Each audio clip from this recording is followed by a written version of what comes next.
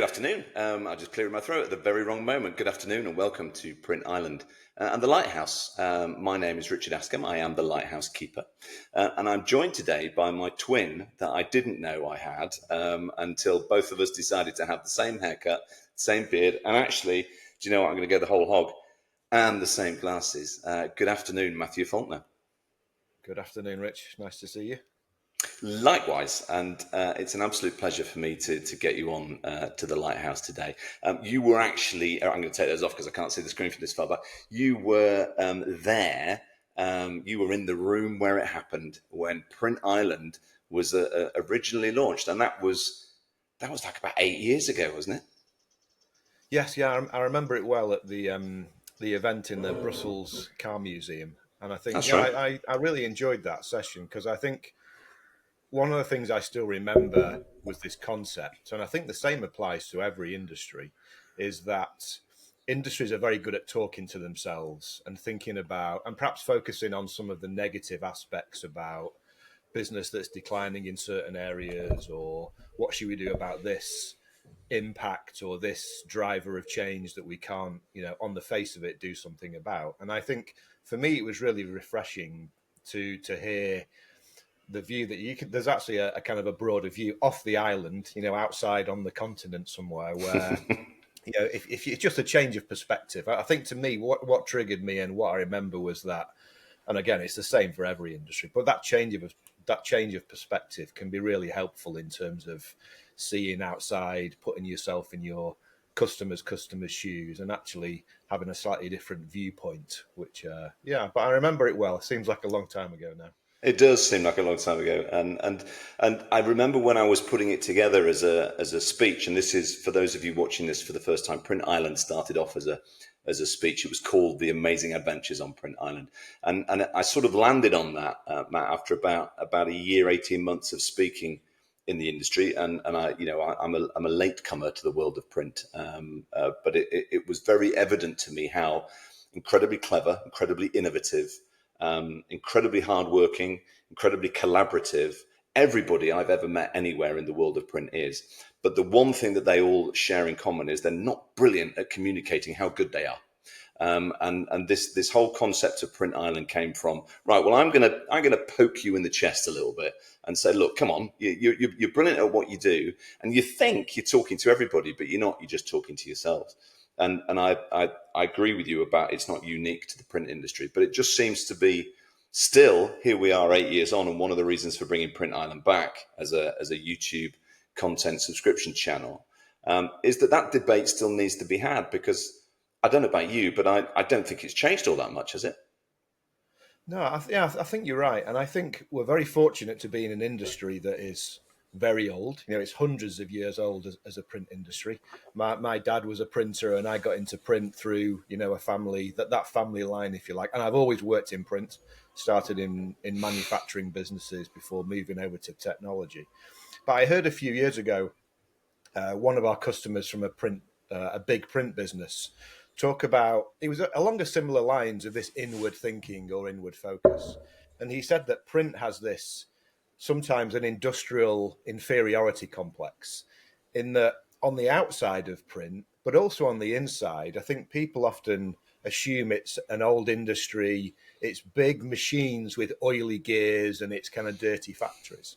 But actually, we all know that print has something for almost anybody. So for young people today coming into the industry, it's got cutting edge imaging technologies, it's got robots, it's got automation and software, and you can't escape artificial intelligence in every conversation. It's got creativity, it's got, but also manufacturing and production as well. So I think it's such an incredibly vibrant and diverse and interesting industry that is also constantly evolving. So as brands need to do things differently, to connect with their customers, print is still perfectly placed alongside, digital methods to be that connector and that. And I think, I think it's really important to always have that outside view. And I think young people looking inside print should be able to see something that is a really exciting, forward-thinking, forward-looking, technology-driven business.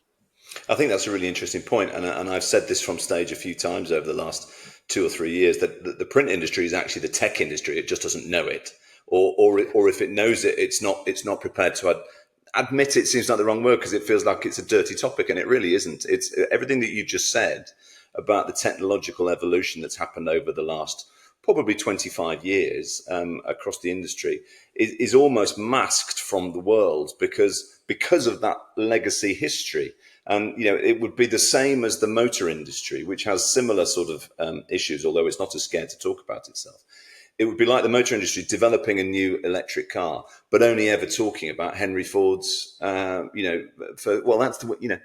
look what we did 1,000 years ago, sort of thing. And it's always struck me, Matt, that you've got this brilliant story to tell as an industry, but nobody, it seems, prepared to tell it externally. And I don't know how we solve that. It's interesting because I'm part of the Independent Print Industries Association in the UK, so we're one of the trade organisations, and I also support a FESPA partner committee. So exhibitors of FESPA get together once a year and talk about, actually facilitated by FESPA, which is really strong. And we talk about where's the industry going, how can we drive change, how should we try and be perceived differently externally. And what I really enjoy about those sessions with those different organizations is, yes, there are always competitors in the room. There could be PSPs or there could be technology manufacturers like Canon, and our peers from the industry. But in those moments, there's an incredible brotherhood and sisterhood, if you like, in a sense of yes, we're competitors, but we all realize that it's an amazing industry, it's vibrant. How do we together make the pie bigger so that we can all have a bigger slice? And I think there is a great spirit in the print industry that, I think somehow, and I don't know what the answer is instantly, but somehow we need to kind of continue that spirit and all think about how we move forward. Yes, we all need to develop our businesses individually, but there's definitely the pie can get bigger, and everyone's slice of that can be bigger as well. It's interesting you put it that way, because that's the collaboration that you just highlighted that I spotted coming into the industry in 2016.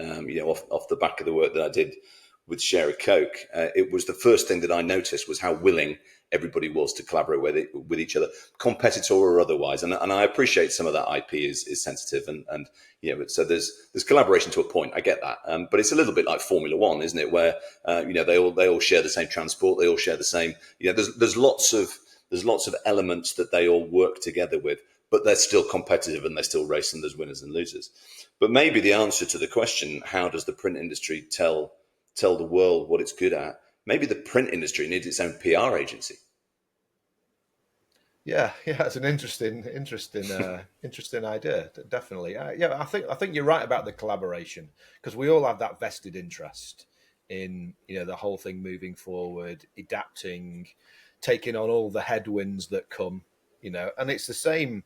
I mean, perhaps it's an element of getting older, but when you're young in an industry, you're kind of a passenger, learning and riding the wave and listening to your colleagues who've been there for a while. But I think as you get older, you start to see, how can we steer this? How can we kind of steer this together? And I think organizations like Canon and some of the big print companies, whether they're online printers or the other kind of big manufacturers in each country, I think we all have a kind of responsibility to ourselves and the industry and our peers and the upcoming generations to really do something that helps that continuation and development. So I'm not sure I know a single PR agency that's maybe big enough for the entire global print industry, but it's a nice thought. Yeah, well, there's a business idea in that. Let's note that one down for future use. And you'll have noticed, eagle-eye viewers and listeners, that Matthew has mentioned Canon twice now.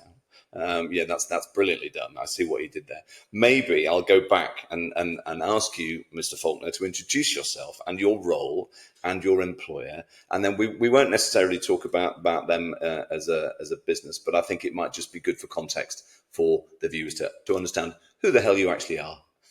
Yeah, of course. Well, I mentioned that I've always worked in print. I started off in print manufacturing. I think probably in the early days of one of the first digital transformations, where plate making was going digital.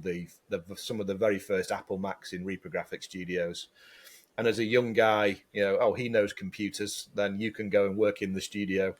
And from there, I transitioned to work for technology companies at the time, which were transitioning from traditional plate making into digital reprographics. And I stayed in technology. I joined Canon 13 years ago in the wide format business. So I work in the part of Canon that is the production print business. So everything from cut sheet toner and continuous feed and cut sheet inkjet technologies for that are transitioning analog print volumes to digital. But my focus is in the wide format area. So technologies that cover everything from flatbed printing for signage and display to multi-roll printing and printing for photo and fine art as well. So I'm head of marketing for that part of the business for EMEA. So print was your way in, tech was your landing point. Tech, print tech is your sort of your happy place. And I guess that sort of is my point about the print industry is the tech industry and the tech industry, the print industry. There's a very narrow line now. In fact, it's probably invisible, really, between the two things, isn't there? Yeah, I think so. I think there's incredible innovation in the industry, both in terms of the technology. But I think when I, as a marketeer, think about how are we helping our customers, how are we helping our customers, we think about print as insights driven. So there's always change in a market, whether that is, a shift to digital, whether it's brands needing to connect in different ways, whether it's changes from new generations and changes in the way consumers are behaving or changes in work and home practices. So we always think about talking about industry insights and therefore challenges and the opportunities that change is bringing.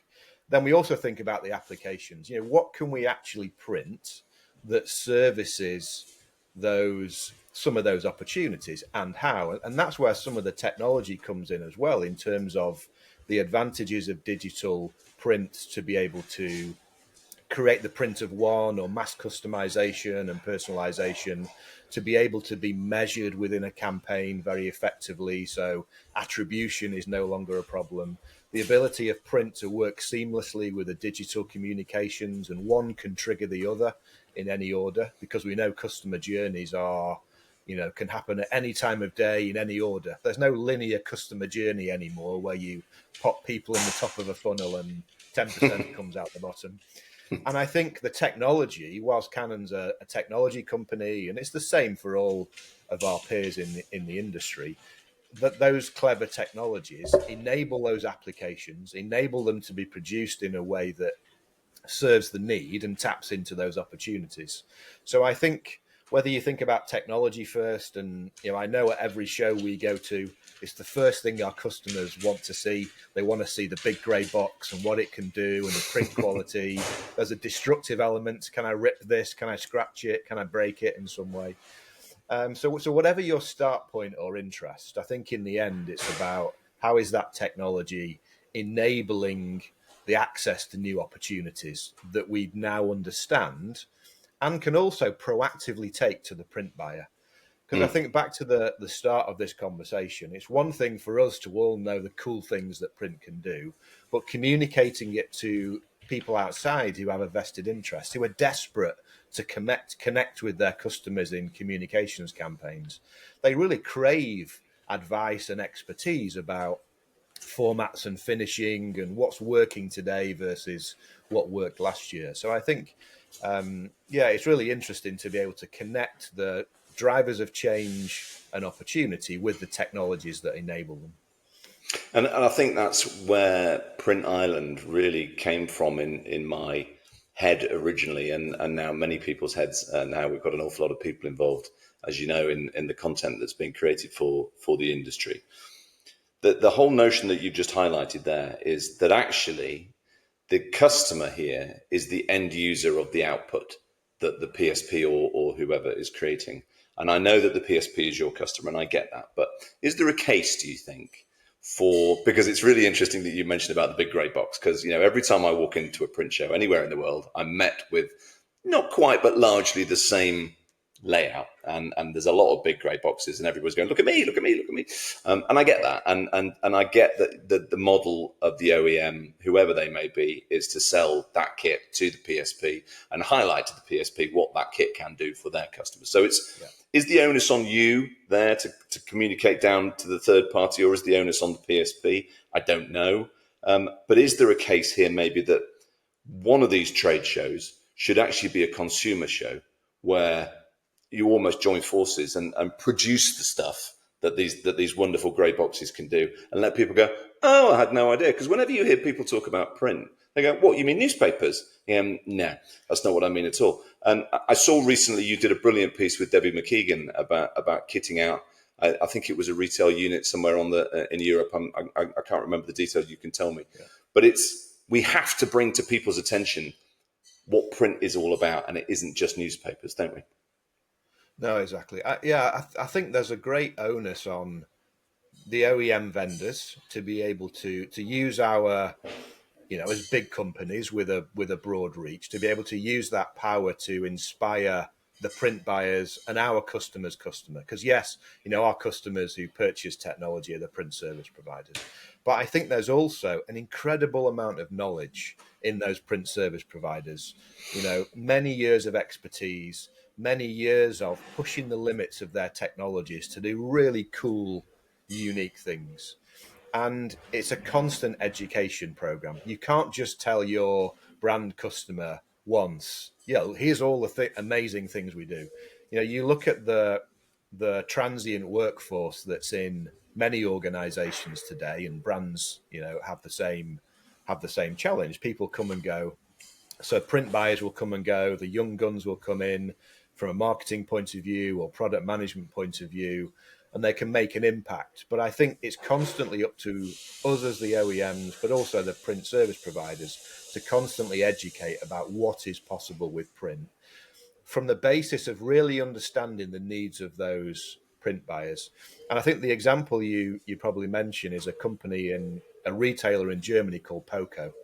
They have close to 200 stores in Germany, and it's a very large home furnishings and home decor retail organization. And whilst they have a huge online presence, more than 90% of their sales happen in a store. So everything they do around communications is about bringing people into the store, engaging with them digitally, and then when they come into the store, they would then make their purchases for their home. And we introduced Poco to some digital print techniques for wallpaper, for textured print, and different applications that they could use in a store. And it would just started off as a conversation around communications, and because they also produce a magazine to hundreds of thousands of customers on a list. So you could say an old technology of print, but actually it's really popular as a way to leaf through the latest trends in home decor and other things.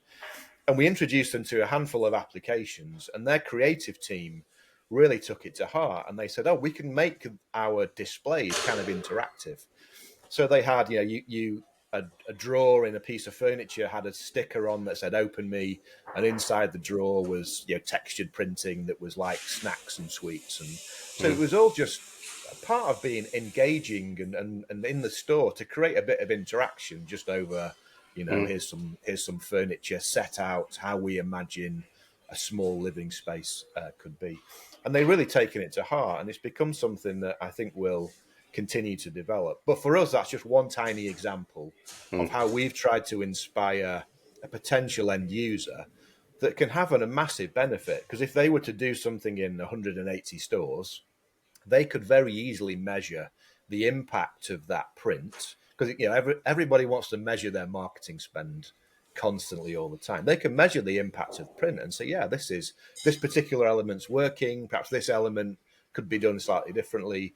They can link that to campaigns in terms of how they got people to the store, and then what was the result of the interactions they had or the in-store experience they had. So I think one tiny example, but yeah, it's something that we can do that can also inspire our customers, inspire the print service providers to have similar conversations with their customers too, and say, have you thought about the way you do to challenge the brief, not just take a print job and print it.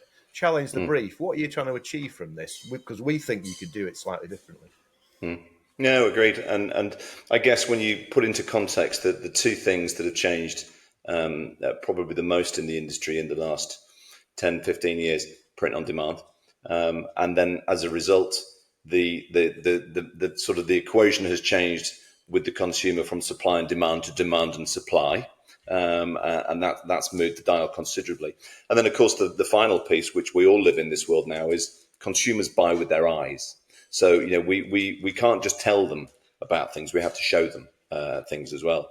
And I just wonder, and we mentioned before we started the recording today about the need for trade shows to evolve. And I wonder whether part of that evolution is to bring consumers in, go and grab them off the street as they walk past the various messes around the world. And say, did you know? Because, one of my goals, Matt, as a speaker, has always been for the audience to leave the room, hopefully when I finished, with the thought, I hadn't thought of it that way. And I guess as the curious creatures that we are as human beings, we need to be led towards that curiosity. And I think this is, and I keep going on about this, and I make no apology for it. I think this is where the print industry has to improve its external comms because there is so much there that you could do. You've just touched on a very, very small part of it, but an enormous market. Because think of this from an IKEA perspective. They were the first ones that came into retail and started to show you what your room could look like. They did the design for you, but they showed it to you. They didn't try and explain it. And I think with wallpaper is just one example. And I know, of course, as you do, how many other examples there could be. For me, I think there's an opportunity here that the industry isn't quite grasping. Yeah, and I think you raise a good point, and you've raised an extra level of the recipient of a piece of print, the consumer of products or services that a brand is, or a company is using print to communicate with. So I think there's a perception at that consumer level of, is print sustainable? And I think we know as an industry, print is a very sustainable. But there's a perception that perhaps if I get a piece of print, is that somehow tapping into my concerns about sustainability? The same thing for the print buyers and the producers of print who are using it to communicate. It would be amazing to have an event where you could attract on a large scale. I mean, they happen on smaller scales all over, but I think attract on a large scale and really say, look, here is what possible is print. Here's the way that you can use your data to very powerfully create personalized and therefore sustainable, communication campaigns that can be measured. It's not about millions of direct mail, but actually now very targeted so that each one has a much higher level of impact and therefore it's a more sustainable. It's not the spray and pray marketing of the past. And I think, it would be amazing to have that kind of event. Because my way into the industry in 2015 was the Share a Coke campaign, which at the time utilized that personalized label to great effect as a communication tool with a whole generation around the world. What's interesting to me is they've brought that back 11 years later, largely in the same format that it was, but with one extra ingredient which didn't exist back then, which is TikTok. And of course, the next generation that they're trying to communicate with, they've had to change the way they communicate because the generation has changed. So they're kind of making my point for me in the sense that we can't just rely on, but that's the way we've always done it. The industry need to keep pace with the consumer's desire to see and receive something that a PSP could make, that your machinery could create, and so on and so forth. The game has changed, except it hasn't. In essence, we've got to play a slightly different game, haven't we? Yeah, no, I think you're absolutely right. And I think there's a generational impact in this evolution of the way we're behaving as consumers. On the one hand, especially with the younger generations, there's much more conscious consumerism because people align themselves to brands and products and services, and particularly with brands with whom they share common values. At the same time, there's kind of a social media driven hyper consumerism on TikTok or Facebook or Instagram or any of those platforms. You can buy stuff instantly, see it and buy it. So I think those two things are somewhat of a paradox. But I think At the same time, when many of us, and particularly the younger generations, are spending so much time online, working, being entertained, learning and being educated and communicating with friends, but also through work. It's a huge amount of time online, and therefore, what you project online, it's almost part of your identity and your status. And I think you can then see the way that brands can use that to be able to use print as a physical item to cut through all of that kind of digital noise and digital traffic to not only communicate about just their products, but they're now having to communicate their brand values because of the much more conscious consumers who are aligning themselves towards brands. So almost your behavior online becomes part of your status and identity. Who you're aligning to is all part of that, and that's something Mm. that print can play, a great role in how it's kind of premiumized. But I think also with that, much more of a virtual world today for all those reasons, I just mentioned, there's a premiumization of print because it's expected that we will, with much more time at home or remote working, we will actually seek out physical interactions as more special occasions. So a physical piece of print or a physical product or digitally produced packaging that is now personalized to me and it's part of that communications journey, not just a package that ensures it arrives, safely and protected. That's now part of a communications journey. And this then is helping to build trust and loyalty as one of the elements of a touch point that a brand has, but also seeking out physical experiences. Maybe you don't go to stores as often, but when you do, Mm. and again, this is partly in expectations of consumers for good experience and curated and more personalized experiences. When you do go to a store, there's opportunities for retailers to have really thought about what is the journey from the moment you enter that store, what's the ambience that's been created, how does the signage and wayfinding support a pleasant journey to find what you were looking for, how does decor play a role in matching the brand campaign that you saw online with actually the experience in store. And it's kind of this seamless journey between remote and physical experiences. And again, these are all the kind of opportunities that we, as a question, we talk to our customers and think about, how do you see it in your business? How are your customers reacting to the changes of the consumers? And therefore, how can we use print in new and interesting ways? It's ironic, isn't it, that in the space of 20 years, the advent of digital marketing that came along and digital print at sort of the same time, and it was felt at the time as though that would utterly revolutionise the way that we market to people. Within that 20 years, the physical piece of print has become the new luxury. And I remember, or the luxury to receive. I remember sitting at Canon at the demo center at Poing. I think it was just after COVID, and I was interviewing Gordon Young from The Drum, and I think you had just done a campaign where actually the winners or the competitors received a physical bit of print, and the reaction that they got was off the charts in terms of, oh my God, this is mine.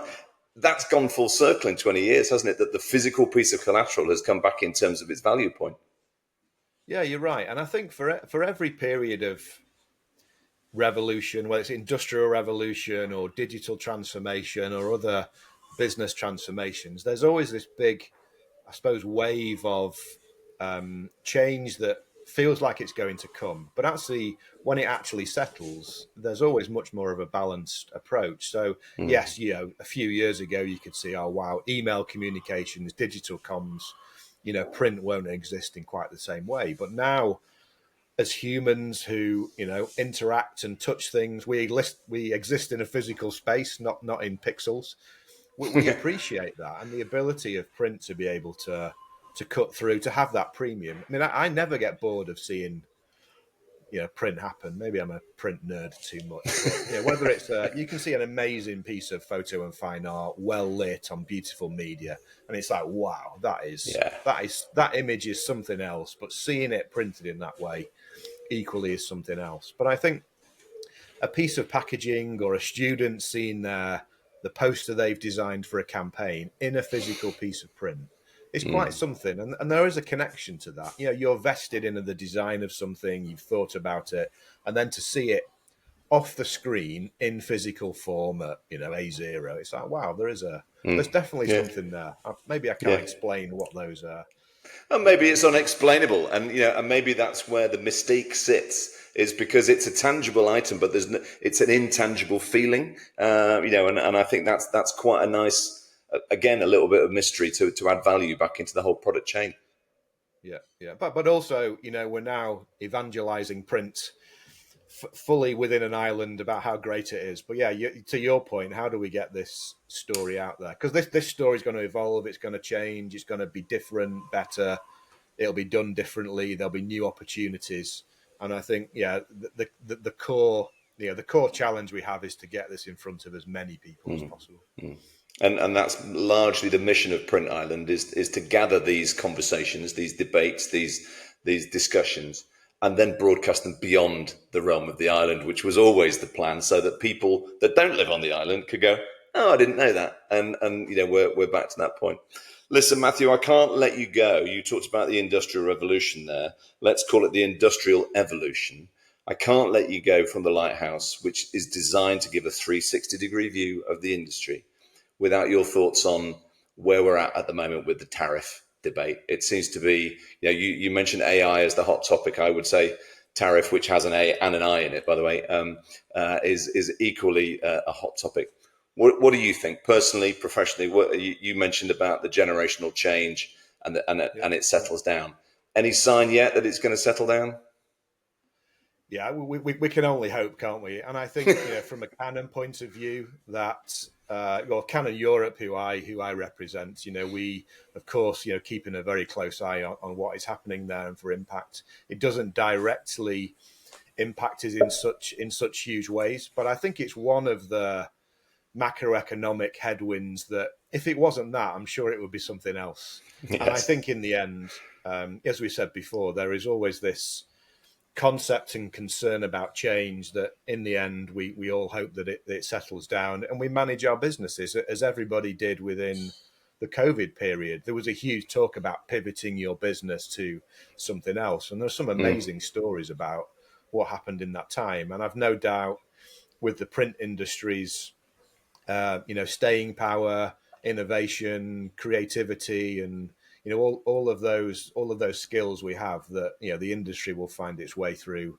any of the next upcoming challenges that we have. But I think, as we touched on earlier, these challenges always somewhere in the line, even in a small way, bring some opportunities. So I think that's what I'm hanging on to. So. Yeah, no, good, very wise. Grip on tight, I think, is the best advice I can give you. And of course, as you said before, it's a 1,000-year-old industry. It's been through all sorts, over the years, and the current tenant, shall we call him, in the White House, won't be there forever. We hope so. Yeah. Listen, Matt, thank you so much for your time today. It's been a pleasure to chat to you, as it always is. And thank you for joining me on Print Island here at the Lighthouse. Look forward to very much seeing you at some of the events coming up this autumn. I know it's a busy show schedule for you coming up this autumn. You'll also find out, ladies and gentlemen, that you'll never see us in the same room, because we are essentially the same person. But thank you. It's really pleasure to be here. Thank you. Great. Thanks ever so much for your time. Have a great weekend.